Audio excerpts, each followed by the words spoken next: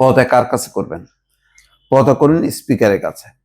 সুতরাং স্পিকার দুপুরে ফিরবেন, সন্ধ্যায় পদত্যাগ করবেন, তার মানে সন্ধ্যার সময় তিনি এটা হাতে পাবেন।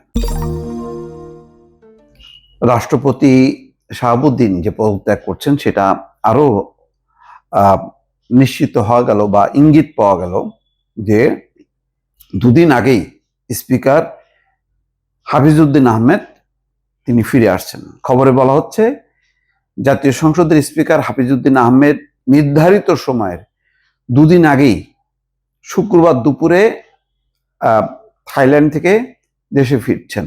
আমি বলেছিলাম যে শুক্রবার সন্ধ্যায় তিনি পদত্যাগ করবেন। দেখেন, পদত্যাগ কার কাছে করবেন? পদত্যাগ করুন স্পিকারের কাছে। সুতরাং স্পিকার দুপুরে ফিরবেন, সন্ধ্যায় পদত্যাগ করবেন, তার মানে সন্ধ্যার সময় তিনি এটা হাতে পাবেন। খুব চটজলদি করা হচ্ছে, বোঝা যাচ্ছে তড়িৎ। আগামী রোববার তার ফেরার কথা ছিল, সেখানে সেই সময়সূচি এগিয়ে আনা হয়েছে। জানি না কি কারণে এত তাড়াটা কিসের, সেটাও পরিষ্কার না। রাষ্ট্রপতি মোহাম্মদ শাহাবুদ্দিন শিগগির পদত্যাগ করতে যাচ্ছেন এমন খবর প্রকাশের পর বিদেশ থেকে স্পিকারের দেশে ফেরার সময় এগিয়ে আনায় রাষ্ট্রপতির পদত্যাগের আলোচনা আরো জোরদার হলো। সংবিধান অনুযায়ী স্পিকারের কাছে পদত্যাগপত্র জমা দেন রাষ্ট্রপতি পদত্যাগ করলে নতুন রাষ্ট্রপতি নির্বাচিত না হওয়া পর্যন্ত স্পিকারই রাষ্ট্রপতির দায়িত্ব পালন করবেন। তার মানে তিনি পদত্যাগপত্র গ্রহণ করলে তিনি অ্যাকসেপ্ট করার সাথে সাথেই তিনি এটার একটা ভারপ্রাপ্ত দায়িত্ব হিসেবে তিনি পেয়ে যাবেন। সুতরাং রাষ্ট্রের এই প্রয়োজনে তিনি দুদিন আগে ফিরে আসছেন।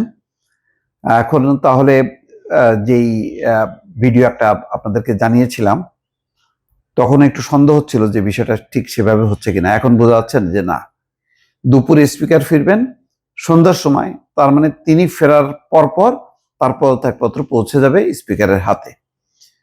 চিকিৎসার জন্য 19 জুলাই থাইল্যান্ডের রাজধানী ব্যাংককে যান স্পিকার হাফিজউদ্দিন আহমেদ। সময়সূচি অনুযায়ী 26 জুলাই তার দেশে ফেরার কথা ছিল। আজ বৃহস্পতিবার সেই সময় এগিয়ে আনা হয়েছে। সন্ধ্যায় বিএনপির পক্ষ থেকে দলটির গুরুত্বপূর্ণ ব্যক্তিদের আগামীকালের যেসব কর্মসূচি জানানো হয়েছে সেখানে বলা হয়েছে থাইল্যান্ড থেকে থাই এয়ারওয়েজের একটি ফ্লাইটে আগামীকাল দুপুর 12:40 স্পিকার হাফিজউদ্দিন আহমেদ ঢাকায় ফেরার কথা রয়েছে। অর্থাৎ 10টা সাড়ে 10টার দিকে থাইল্যান্ড থেকে যে থাই এয়ারওয়েজের ফ্লাইটটা আসবে সেটা দুপুরে 12টা সাড়ে 12টার দিকে পৌঁছাবে।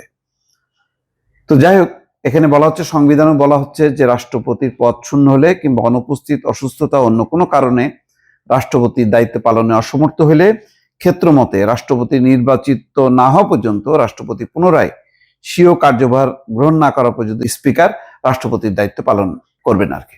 তো বোঝাই যাচ্ছে যে দর্শক, যে এটা একটা নিশ্চিত যে রাষ্ট্রপতি কালকে পদত্যাগ করছেন এবং স্পিকার সেটা গ্রহণ করছেন এবং কাল থেকেই রাষ্ট্রপতির পদত্যাগের প্রক্রিয়া এবং নতুন রাষ্ট্রপতি নিয়োগের একটা ধারা শুরু হলো দর্শক।